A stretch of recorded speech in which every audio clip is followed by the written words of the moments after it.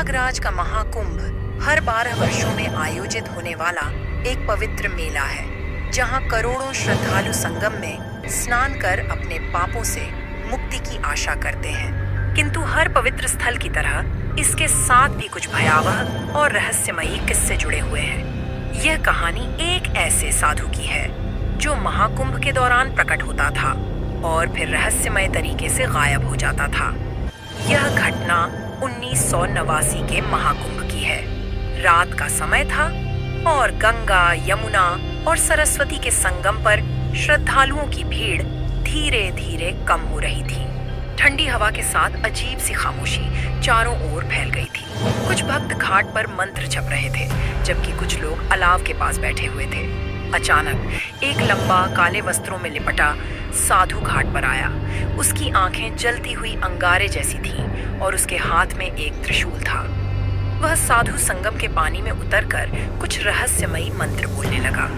साधु ने वहां बैठे लोगों को देखकर कहा, यह पवित्र संगम अब अशुद्ध हो गया है।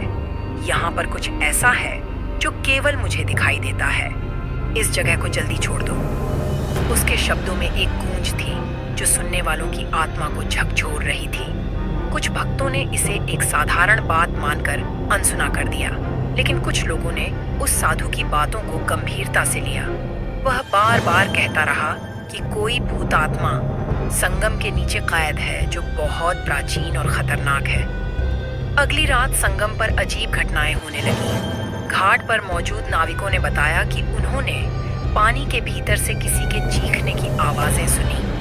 एक नाविक जिसने वहां रात बिताई थी, अगली सुबह मृत पाया गया। उसके चेहरे पर गहरी भय और आतंक की लकीरें थीं। घाट के पास रहने वाले साधुओं ने दावा किया कि उन्होंने उस साधु को फिर से देखा, जो आधी रात को नदी के किनारे तंत्र मंत्र करता था। उनका कहना था कि वह कोई साधारण मनुष्य नहीं, बल्कि एक अघोरी आत्मा थी जो किसी प्राचीन रहस्य की खोज में थी। कुछ दिन बाद यह पता चला कि संगम के पास स्थित श्मशान घाट पर भी अजीब घटनाएं हो रही थीं। रात के समय जलती हुई चिताओं के पास किसी के जोर जोर से हंसने और रोने की आवाजें सुनाई देती थीं। लोगों का मानना था कि यह घटनाएं उस साधु के कारण हो रही हैं, जो अब भी संगम के पास घूमता था। महाकुंभ के अंतिम दिन साधु अचानक से गायब हो गया। लोगों ने दावा किया कि उन्होंने उसे संगम के बीचों बीच त्रिशूल के साथ खड़ा देखा था। वह कुछ मंत्र पढ़ते हुए पानी के अंदर चला गया और फिर कभी वापस नहीं लौटा। उसके साथ ही संगम पर होने वाली अजीब घटनाएं भी बंद हो गईं। आज भी प्रयागराज के स्थानीय लोग इस साधु की कहानी को याद करते हैं। कुछ इसे एक अंधविश्वास मानते हैं, जबकि कुछ का मानना है कि यह घटनाएं सत्य थीं। संगम का पानी अब भी पवित्र माना जाता है, लेकिन उसकी गहराइयों में छिपे रहस्यों को कोई नहीं जानता।